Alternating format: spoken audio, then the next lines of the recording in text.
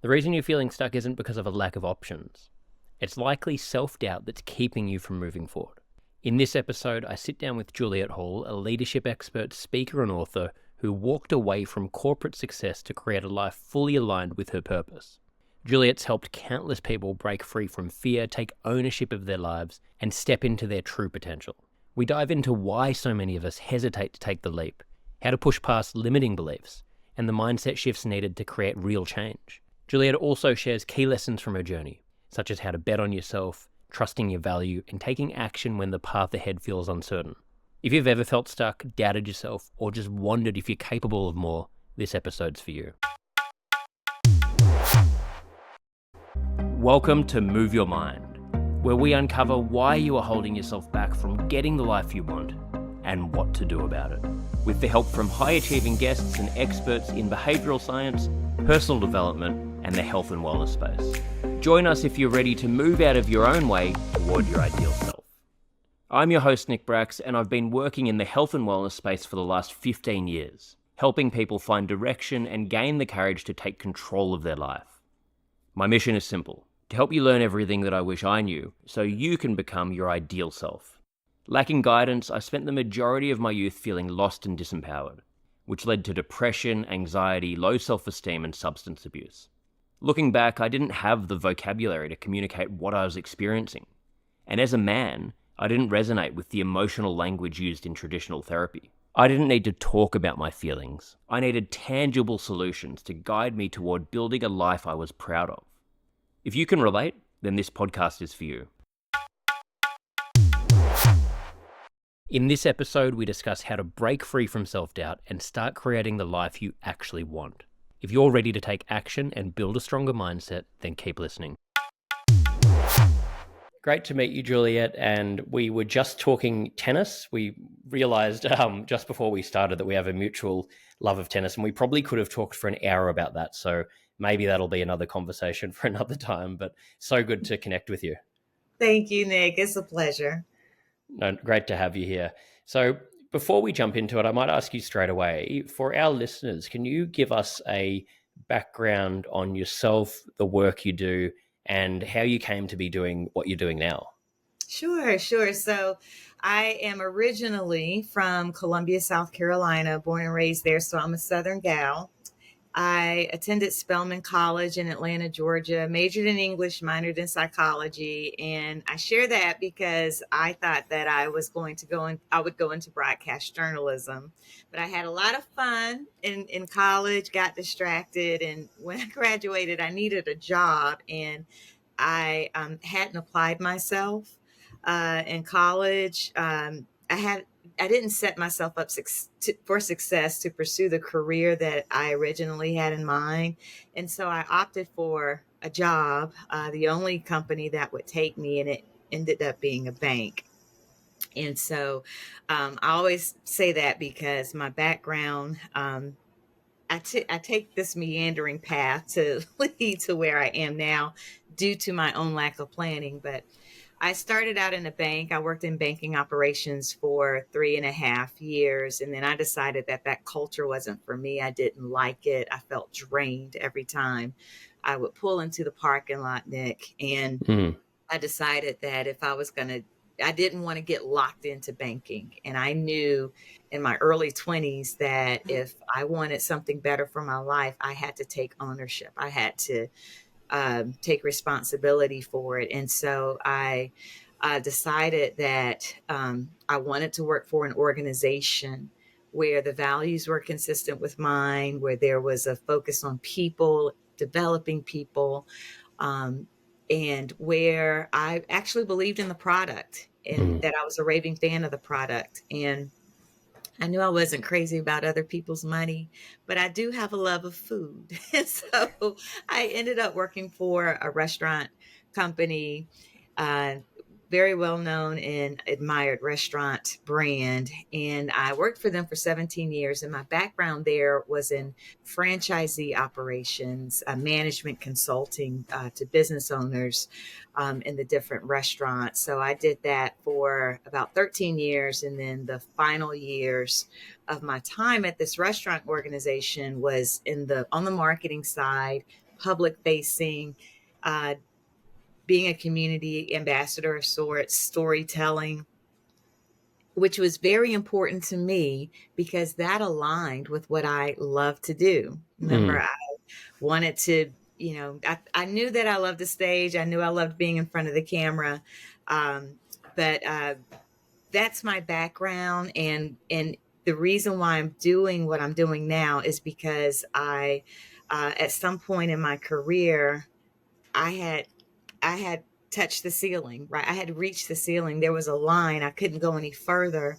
And I found myself at the place where if I wanted to make a change, it was going to be up to me to make that change. And so that's what made me make that pivot. So now I enjoy a stage. I'm a national speaker. I have written a book on your opportunities, a story of self discovery and self determination.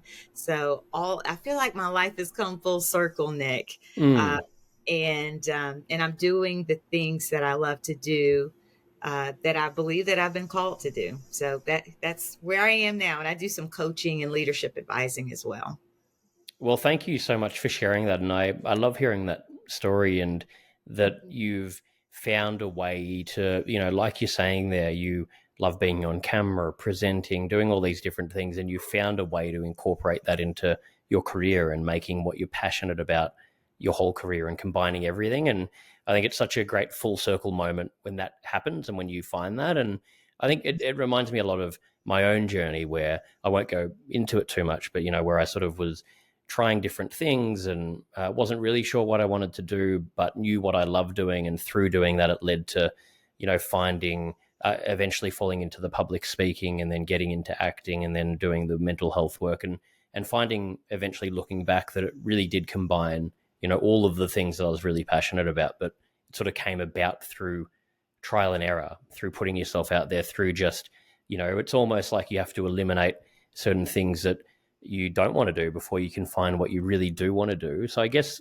my question there is, what's the biggest lesson you learned and that you would send to other people that are on that path of trying to find what their calling is and what they can do for a living that gives them that same sort of passion? Yes. And I think you hit on it, Nick. I think that when I put myself out there, when I put myself in uncomfortable positions, not just inside corporate America, but I found opportunities to find fulfillment and value outside of corporate America. So I pursued community theater because I love a stage.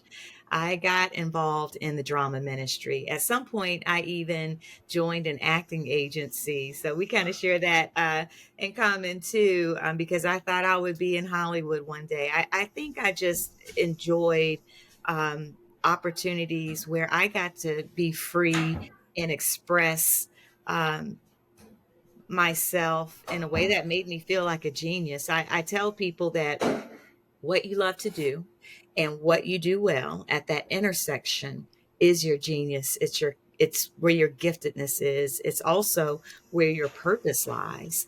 And but by putting myself out there, becoming my own champion and not waiting for someone to give me opportunity, but for me to find the opportunity and take it, that helped me tremendously. It helped me to discover more about who I am, and self-discovery is a big theme in my book. So I yeah, that's what I would tell people is put yourself in those uncomfortable situations.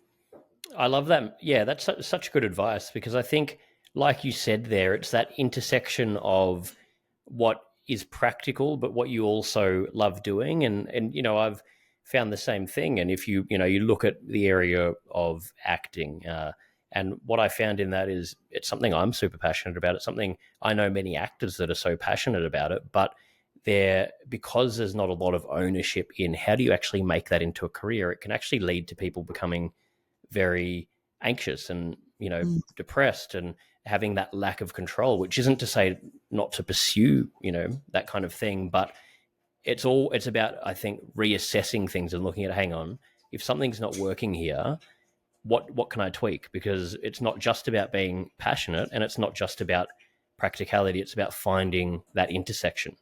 Hmm. So I think, yeah, it sounds like that's a pretty sort of what you're talking about there. Hmm. Absolutely, absolutely. And what I also tell people when I'm coaching them or speaking to them is we in Western society, we are conditioned to live life according to a certain track. You grow up, you go to school, get your education, get a degree, get a job, be realistic, get a job to pay the bills, um, and get married, have your kids, and die. But culture really doesn't condition us to self actualize. It doesn't. I know I didn't grow up. My parents didn't really say, Juliet, pursue your dreams, find out what it is that you really love to do and go do it. No, that wasn't the conversation. The conversation is, make something of yourself, be very successful. And success, by definition, for a lot of people, is it's about the title that you have, it's about the money that you make, it's about the house that you live in, it's about, in America we call it, finding that and getting that American dream, realizing the American dream, which I did all of that. And yet having a big title, having a lot of money, having a big house, I still wasn't fulfilled. I Mm. still didn't know Juliet. But what I'm doing now, I define success as knowing your life assignment and fulfilling it, pursuing that path. And so there's a lot of freedom in that. There's a lot of um, I feel like I'm serving more people, to be honest with you, because I am being Juliet versus doing Juliet.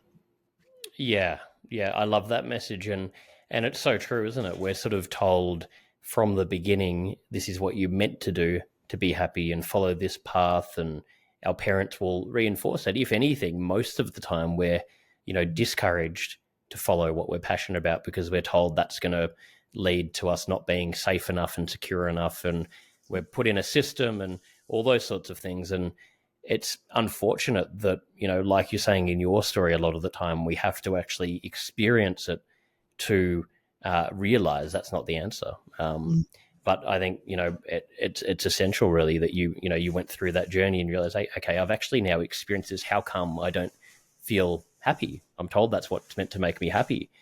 So it's just something that so many people need to hear, Mm. and there's not enough support around it. So what would you say is, for anyone that does feel that way, that has that sort of thing in their gut eating away at them, what's the first step they could take to start exploring that? Yeah. Well, selfishly, the first step is purchase a copy of my book. Selfish plug. And the only reason why I say that is because I actually lay out my life in my book, Own Your Opportunities. I lay out my life, I lay out my story, my corporate journey, the corporate trauma I had to grow through. I lay my life out so that people would know what is possible when you bet on yourself. So that's a selfish, shameless plug. That's one thing that they could do. But if you Yes, don't want and to, just to cut you off there quickly, for anyone listening, at the end of this interview, I'll ask you for link for where they can go to purchase your book and anything else. So sorry, keep going there. Yeah, so no they can problem. listen, they can read your read your book. What else can they do? But outside of that, okay, so unselfishly, I was being selfish for a minute. What can you do when you, when you know there's a more for your life and you want to take the limits off? There's a lot of fear in making pivots. And when I talk to people, I encourage them the best way to overcome that fear is just to go do it. The best way to overcome your fear of drowning is to jump in a pool of water. I mean, and I know that sounds very like too simple, but you have to believe in yourself. You have to believe in your own value. Um, You have to be confident in your value, and confidence, we all know that we have value. We all know that there's something that we are extraordinarily good at. Subconsciously, we know that. And, but not everybody has confidence. And at the root word of confidence is confide. And Mm. confide simply means to trust. You have to trust yourself. You have to trust what's inside of you and know that you have what it takes. Now, once you go through that mental hurdle, because most people don't pass that first step. But once you believe, when you get to a place where you say, I can do this, I have the talent, then you go through the next steps. And the next steps would be, if you're in a situation where you are in a 9 to 5 job, plan. Keep your 9 to 5. You don't have to quit right away. Work your 9 to 5, but then from 5 to 9, after you get off work, then start taking the baby steps to put things in motion for you to accomplish what you want. You will not get momentum in anything if you don't move. Momentum requires movement. So you have to take steps every day, and you have to be consistent with those steps. You can't stop. You can't quit. You have to trust the process. So, you have to plan. You have to, I know for me, when I made my pivot out of corporate America, I had to, again, believe in my value. I had to say enough is enough. And then I actually took about 2 years to plan for Mm. my exit. I mentally resigned before I physically resigned. I had to make sure that my money was right. I had to make sure that I had a team in place. I mean, a small team, a group of people that I knew who believed in me and who believed in my value. I had to make sure that I had relationships Mm. that I could also go to. You do not leave alone. Hmm. I did not leave alone. So I tried to be very methodical and apply wisdom, um, in order for me to, whenever I made my pivot. So it's a process. You have to trust it. But if you are in a place where you feel, like you're just ready, you're anxious and you want to do more, um, believe in yourself first, and then take baby steps and do what you can with the time that you have. You're looking to make a change, to lose weight, to get toned, to gain self confidence, all in just 24 minutes a day, then go no further. You can check out the Move Your Mind community by going to nickbrax.start.page. I think that's such a great message, and on both fronts. I mean, in terms of just making any headway with any of these things we really want to do, I totally agree with you where it's almost like immersion therapy where we can think about things, we can plan for things, we can, talk about what we want to do, we can talk about all the pitfalls and overwhelm ourselves. But at the end of the day, the only way we actually learn and start the process is just throw yourself into it and risk making a fool of yourself. I mean, I always talk about when I first got into public speaking, I was so terrified that I was doing it in university. I'd be vomiting, talking in front of 5 people, reading off a sheet of paper.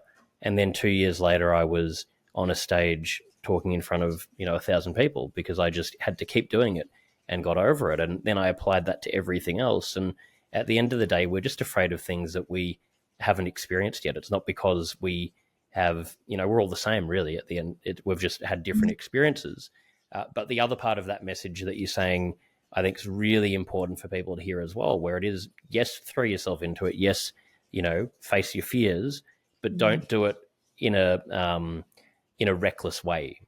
Actually plan it out. And I've made myself, along with many people in the past, have made that mistake where you just throw yourself into things without the planning, and very quickly that can turn on its head as well. So I think combining the two for anyone listening, I think that's just such great advice.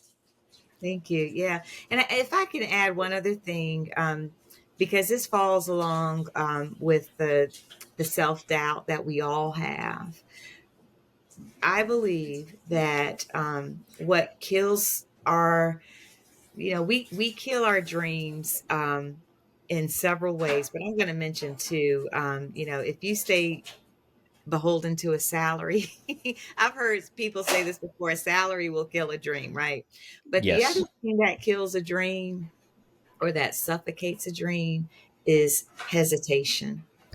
So when you hesitate, you give yourself space to camp out in your self-doubt and you're asking yourself those questions like, can I do this, or no, I can't do it, because you've hesitated, you have stalled, and that will suffocate your dream. And if you stay in that space long enough, then you won't jump, you won't pursue your dreams, you won't even begin to plan. So that's the other reason why I say you just got to go for it. You just Mm. have to go for it. You got to put yourself, don't give yourself too much room to think about it. Now I'm saying that you still want to plan, because that's also a part of, making the steps, making movement, the planning. You are actively and progressively thinking about what the next steps ought to be so that you can achieve whatever dream that you have. But when you just do nothing but camp out in your thoughts, and you talk yourself into not moving forward, that hesitation will kill your dream. Guaranteed. Yeah. So it would be the equivalent of, you're trying to, jump jump off a diving board or jump out of a plane. The longer you sit there and think about it, the less Hmm. likely you're going to go through with it at all. If you've made the decision that I'm going to jump, if you Hmm. don't just do it, you're probably not going to end up going through with it.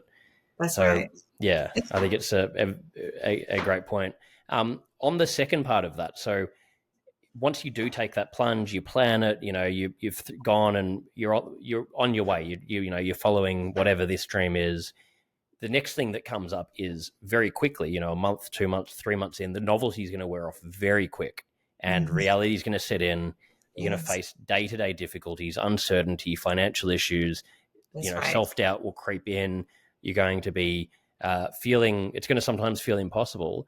So this is the part, I think, that roadblock is what most people don't get past, because Hmm. um, it's so difficult. So what would you say, can you share sort of from your own journey how you got through that, and maybe what you would get, how you would give advice to anyone else listening to this show that's trying to work on these kind of things? What can they do in that situation? And I'm so glad you asked that question, because this is something that I don't really talk about a whole lot. Mm, And this is, so I'll be very vulnerable with you. I will tell you, for me, I hit that place during the pandemic. mm, Prior to the pandemic, I was getting speaking engagements. I had money coming in. Maybe not, I still haven't made as much as I made when I was in corporate America, and that's okay, because I planned for it. I knew it was going to take time to build and to grow. And then crisis hit, right? The pandemic hit and everything got shut down. And I found myself at home doing nothing. And I'm like, what do I do now? And so there are a couple of things I want to say about those downward moments. Number one, when crisis hits, it's really an opportunity to be creative. Right? You're forced to be creative. You're forced to think about, okay, I'm going to have to do some things differently in order to survive. I'm going to have to do some things differently in order to keep growing my business, even when business isn't coming to me. So really, it was during the pandemic when I finished my book, right? mm, Because mm, I had put it off for so long, and I had the time. I had nothing but time, and that's when I finished the book, which was a major deal, a big deal. Um, that's one thing. So I found myself being productive in that way. But then there's the emotional aspect of dealing with crisis, and for me, when I was being you have highs and lows when you're on your own, right? You have feast, you have famine. mm, And there was a point when I was you know in my moment of crisis where I even began to question my purpose. mm, And that's a very perilous place to be. for anybody when you begin to question your purpose, because then you begin to question, what reason do you have for living? Why am I here? And is this the best that it's going to be? And I'm being very real, because a lot of people who are listening, I know that you have experienced this, and you need to hear it from somebody, that, it happens. You have these thoughts about your life. And so this is how I had to overcome that. I had to remind myself daily of what my purpose is, what I believe my purpose on this planet is, on my vision. I had to believe, I had to go back to my vision of, this is what I know I have been called to do. This is my life assignment. I am this person, and I will get through this. And here's the lesson. Every vision has to be tested. You have to be tested before you can be trusted. Your vision has to be tested for authenticity. It has to be tested to make sure that this is real and legit. You want to be an actor? You have to recognize there are going to be times when you get good roles, and then there are going to be times when, you won't get any roles. I mean, there's a strike going on now in Hollywood. And that's just, as a tennis player, you win some, you lose some.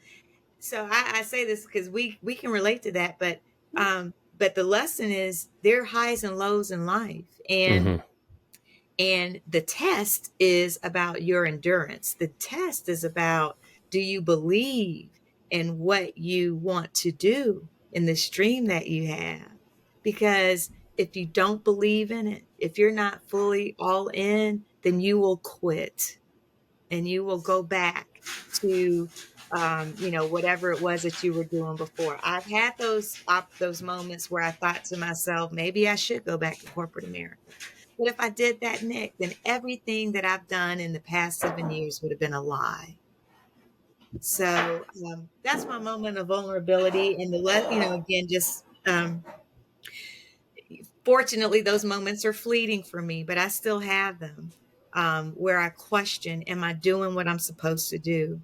When things aren't happening fast enough and the checks aren't coming in fast enough, um, you know, what do? You keep going. You keep putting one foot in front of the other, and you continue to make sacrifices in areas of your life, so that when you do hit those dry spots, you have something to fall back on. So when things are great for me, I still have to make sure I'm making good financial decisions. I'm stewarding things properly, because when the famine comes, I need to make sure that I have wheat in the barn, to pull me through. So that's what I would say. Well, yeah, Juliet, thank you so much for being vulnerable there, and I, I, I think our listeners will really appreciate that. And the honesty there is what I think every single person that's followed a similar path will go through at some time. I think it's part of that process, and I mean, I've been through that where I questioned things to, through the difficult times where you think, can I actually go on? And then all it takes is really sitting there and thinking about the alternative. And then, I had that realization that, hang on, there is no other option.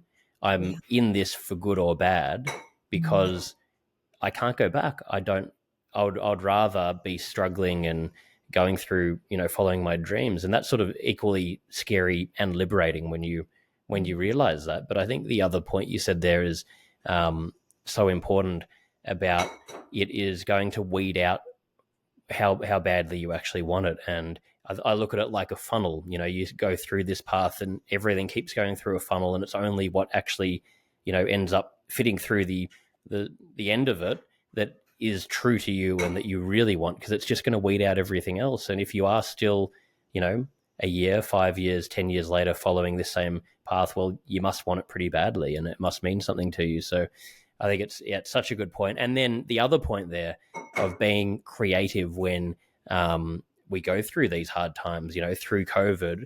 And I loved what you said there, because I relate to you so much on that. In COVID, I had all this free time and, was doing a lot of talks like you were saying before it. And because of the free time, I ended up thinking, okay, what can I actually do in this time to be productive and, do something different? And I ended up launching a podcast and signing a book deal and writing a book. And were things that, I probably wouldn't have had the time or made the time to do if I, didn't at that point. And I think it's just so important to try and look at what are the positives I can get out of any of these situations that are thrown at us. Yes. Yep. Absolutely.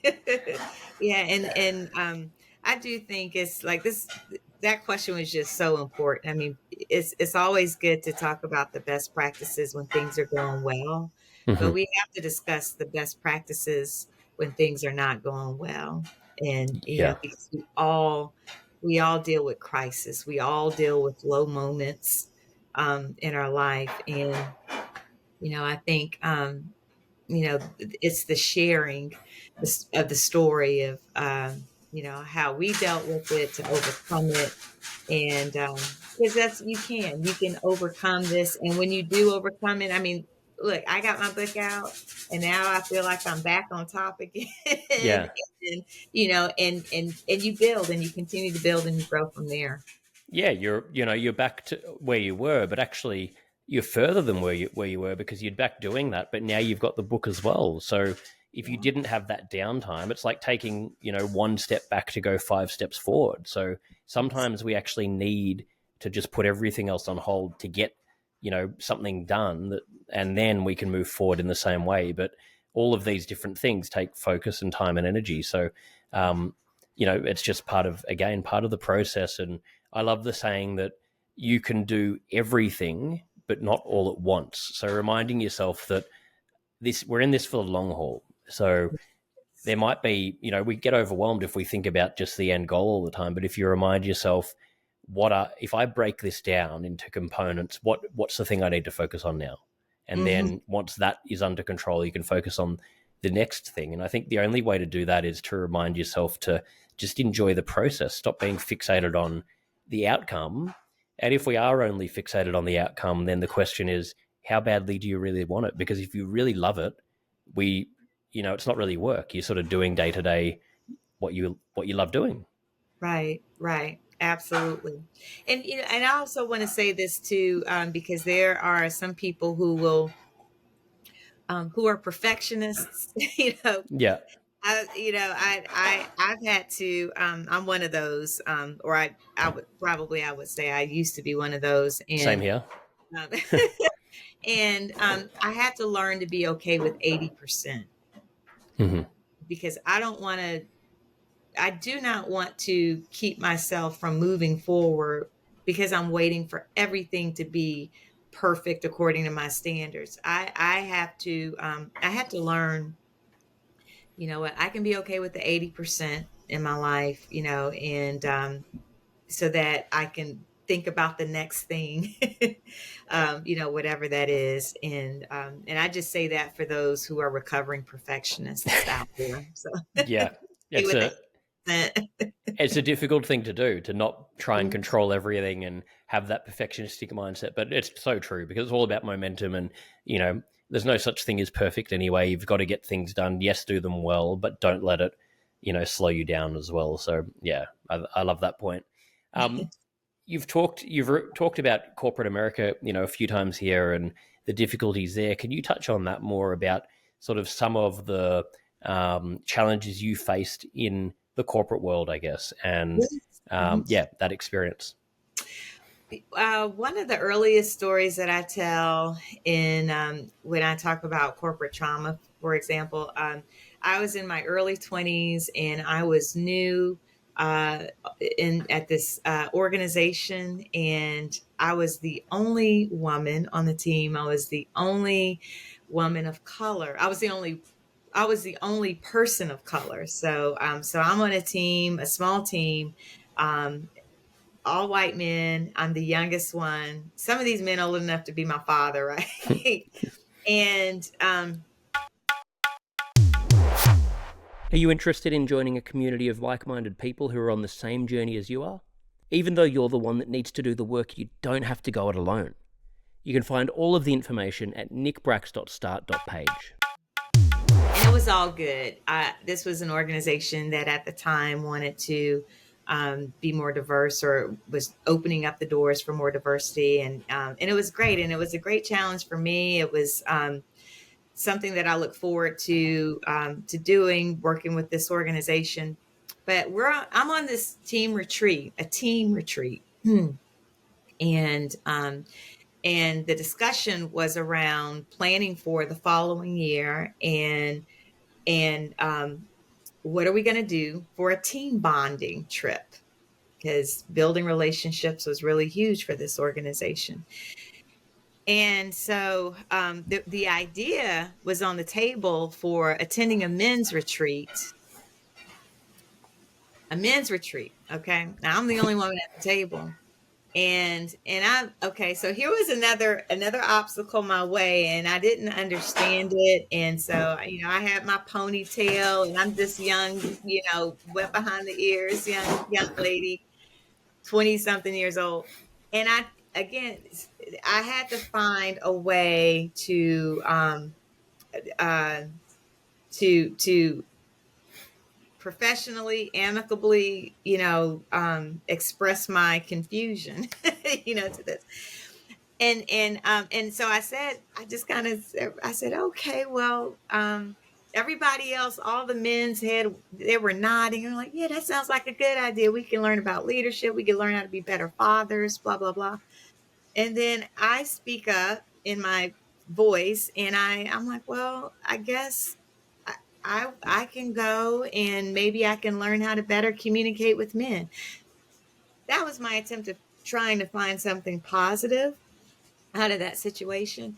And the response that came back to me was, Juliet, you can't go because you're a woman, and this is for men. Yeah, that was said to me. Yes. Wow. And so I'm sitting, I'm like trembling on the inside, and I'm confused, because I'm like, wait a minute, I'm on this team too. That's what I'm thinking. And somehow I found the voice. I found something inside of me to say, and maybe it's just because I can be a little feisty at times, but I said, so wait a minute, you're going to have a team retreat, but without Juliet. And at that point, it's because I spoke up, and I wasn't I wasn't super loud about it. I just asked the question, and clearly confused, that they would even say that response would come to me. And at that moment, fortunately, there was someone at the table that said, let's take a break. We'll come back. When we came back, meanwhile, I went to the bathroom in the ladies' room, and I almost broke down, because I was like, I cannot believe that this was in your face exclusion, right? Yeah. But when we came back, the decision was to not do it, and to find an activity that we could all do. I tell that story, because you cannot advance without adversity. And it was in that moment, that an uncomfortable situation, where there was tension, and I had a choice as a person. I could have been quiet and not said anything, and this kind of transgression would have continued. But because I said something, and I spoke up, and I confronted the injustice of the scenario, that things changed, at least in that moment. They changed for me. That's a lesson for all of us, that when we find ourselves in adverse situations, there's an opportunity to grow in that situation. There's an opportunity to learn, to help others learn in that situation. And it's also an opportunity to discover your own voice.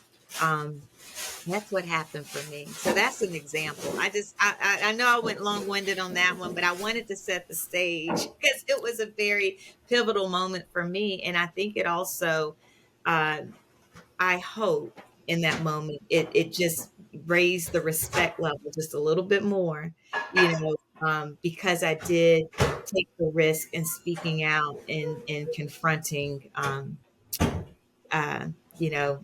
the opposing men in that situation. So yeah. Absolutely. No, well, thank you for sharing that. And I, I, I think it's a really good message because I think I've done quite a lot of work in the corporate wellness space, and what I've noticed every time is these companies, they're like the culture in these companies is a microcosm of broader society, and Yes. it's not that, and it's not that the individuals there, that every person, that's not that they're against sort of change or there's anything wrong with anyone in there. It's that as humans, we like to be comfortable and we don't like change and we don't like to be challenged, and we like things to be predictable and have that norm. And it doesn't get challenged enough in these in these companies, especially the older companies. So Mhm. until it does get shaken up, nothing will change because it's just easier not to. So I think it's got such a long way to go, but we need more people like yourself, challenging that. Hey guys, if you're enjoying this podcast, please click the subscribe button, leave a like or comment, share with your friends, and follow me on Instagram at nickbrax. I really appreciate your ongoing support. And I also want to say that that's one example, and there are certainly other examples where I had to grow through adversity, but I also want to be fair Yeah, and say, I had many great experiences too. yeah, Because I wouldn't be where I am today had I not gone through the highs and the lows of corporate America and working with people that supported me and people that didn't. People who helped me to learn and grow, in my leadership and my business acumen. I mean, I needed yeah, all of those. I need all of those experiences. I needed the experience of conflict resolution. Companies are not perfect yeah, because people are not perfect. yeah, So, exactly. so yeah. So I want to be fair in that. But yeah, in my book, when I talk about corporate trauma, I talk about it in the context of how did I learn and how did I grow from it? Because regardless of your background, your race, your gender, I mean, white men, they go through corporate trauma too. In fact, they even tell me in my book, they read my book and they're like, I can relate to this too, Juliet. I can't relate to maybe some of your experiences, but I can relate to Yeah, um, the emotion of feeling trapped, yeah, for yeah. example. So, yeah, I just wanted to be fair on that on that point. Yeah, on both sides. No, thank you for that. And do you do with your work now? Do you do any work in the corporate world? Or is it mainly with individuals? I work mainly with organizations, actually. Oh, okay, yeah, Yeah, so I do a lot of advising and leadership consulting, coaching to leadership, and C-level leadership, or work with deputies in government, so their chiefs and their deputies. So I amazing. yeah, I do that. I also speak a lot to leadership, um, different in healthcare. So I do a lot of speaking. I love to speak. And when I'm not speaking, I am coaching or I'm helping teams, maybe with their engagement, or their leadership planning. I'll do some leadership training as well. So that's what I do when I'm not speaking, but I do love to speak. I need more speaking engagements so I can continue to tell my story. And I'm also working on my second book as well. Oh, well, that's incredible because it's such a process to write a book. I mean, that takes a lot of work. It's a lot of It work. it does. It's one of the hardest things I've ever done, and I I have I feel like I've been a writer all my life, but writing a book, I mean, it really takes a lot of work. It takes a team, actually, I think. It really does. I Hmm. totally agree. So on a personal level, what are some things that you do on a regular day to day or regular basis to look after your maintain your mindset and your health and well being to stay focused, to stay on track? How do you keep balance with the work Hmm. you're doing, all that sort of thing? Can you share with our listeners some of that? Absolutely. So I'm a as a writer, I do journal a lot. So I do spend a lot of time journaling my journaling slash planning. So every week I go through a process of what I want to accomplish for this week. I write my goals down. I'm a big believer in writing goals down. And then every day before I go to sleep, I'll review what I've done for the day. I'll write down what I've accomplished and compare that to the goals for the week. So it's an active process where I am holding myself accountable for what I said I wanted to do for the week so that I can keep moving forward. Um, I do that. And then part of that planning is exercise. I stay very active. I'm usually in the cardio gym. I'm in the cardio boxing and playing tennis. So I go to the boxing gym maybe 3 to 4 days a week, even though I took last week, the last 2 weeks I took off because I'm giving my body a break. But generally I am in the gym 3 to 4 times a week minimum. And then I play tennis. Tennis is a huge community for me. I've been playing tennis now for 10 years, and I'm usually on the tennis courts about 2 to 3 days a week as well. So I stay active that way. I also like to walk to get steps in. Walking is really good for me to because I meditate when I walk, or Mm, mm. I'm listening to motivational messages when I as I walk. So that's my physical regimen.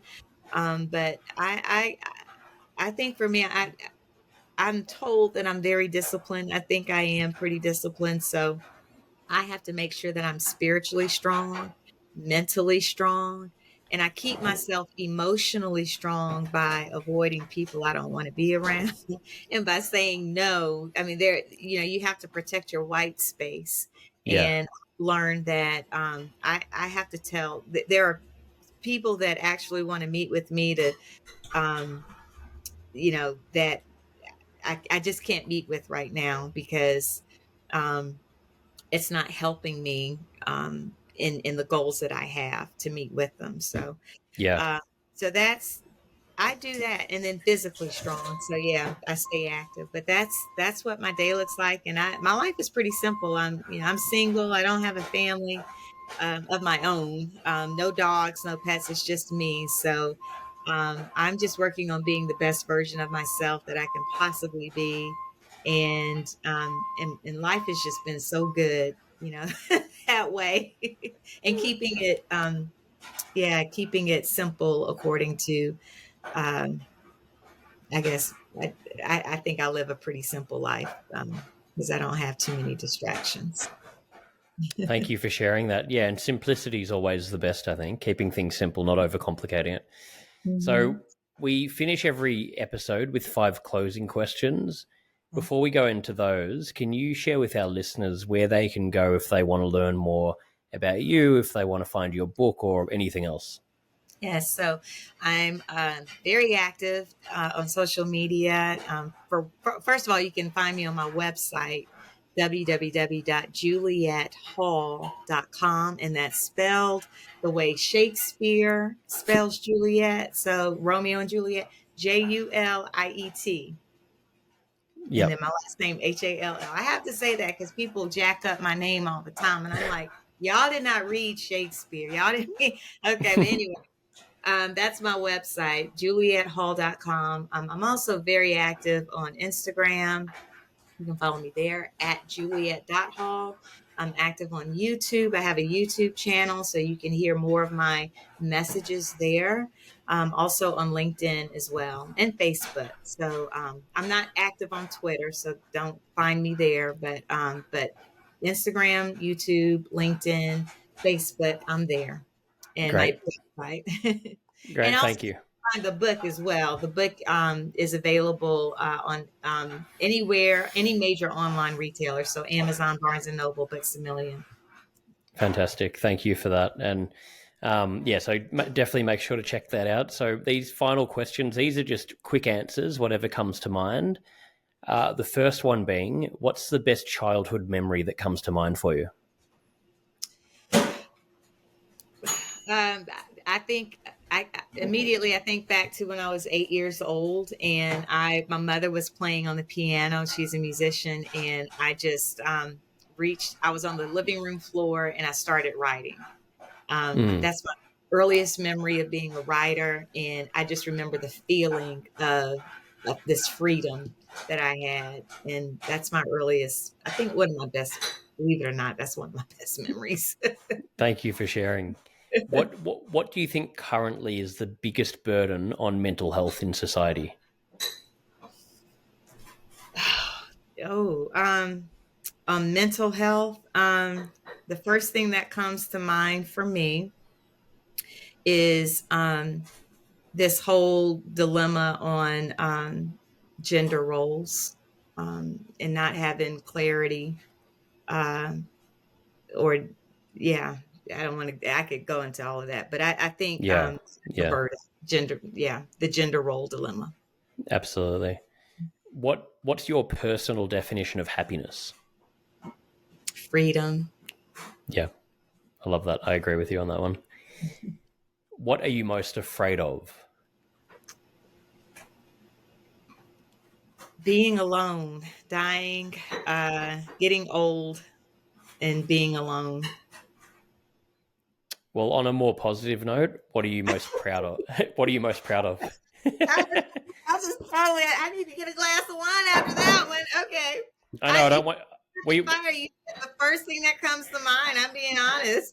Oh, well, yeah, exactly. And I asked you the question, but we'll end this on a more positive note. I think it's been a very positive conversation. So, yeah, what are you most? You've got many things to be proud of, but what would you say you're most proud of?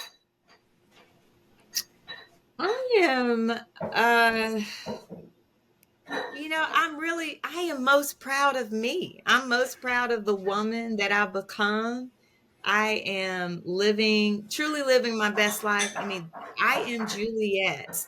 This is Juliet. I'm not someone's puppet. I'm not wearing someone else's brand, name tag, none of that. I am most proud of me and the woman that I have become at this moment today. Well, I think that's an amazing way to end the conversation, and what a great message. Just being proud that you're yourself, you're authentically yourself. I think that's all anyone can ask for, really. So, thank you for being so open in this and sharing so much amazing information. And it's been so great meeting you. I really appreciate it. It's been a pleasure, Nick. I've enjoyed this interview. Thank you so much. Thank you, Juliete Hall, for joining me today and offering your insights. And thank you for listening. I'd love to hear your thoughts on the episode and any suggestions for topics you'd like to hear about. Feel free to leave a comment or just send me a DM. Your feedback is always appreciated. Please don't forget to click the subscribe button, leave a like or comment, share with your friends, and follow me on Instagram. It really makes a difference. Thank you so much.